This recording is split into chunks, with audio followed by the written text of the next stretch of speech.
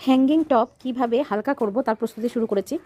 তো কোকোপিট আমার কাছে নেই, এইগুলো আমার কাছে প্রচুর রয়েছে, নারকেলের এই খোলাগুলো প্রচুর রয়েছে, এই বস্তা ভর্তি।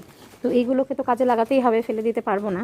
তো সেই জন্যই আমি ভাবছি যে এইগুলোকেই যদি একটু কেটে কেটে ছোটো ছোটো টুকরো করে মাটির সঙ্গে, অল্প মাটির সঙ্গে মিশিয়ে, আরও হালকা করার জন্য কিছু জিনিস মিশিয়ে মাটিটাকে হালকা করে হ্যাঙ্গিং পটে বসানো যায়, তাহলে মাটিটা হালকাও হবে এবং পটগুলো যেহেতু খুব একটা বেশি ভারী পাকাপোক্ত নয়, এই যে, তাহলে এগুলো ভালো মতো ঝোলানো যাবে, কোনো অসুবিধা হবে না।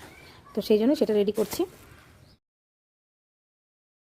প্রথমে এভাবে ছিঁড়ে নেব, তারপর এইভাবে, তখন হালকা হয়ে যাবে, বেশি শক্ত থাকবে না, তখন এইভাবে ছোট ছোট করে কেটে নেব,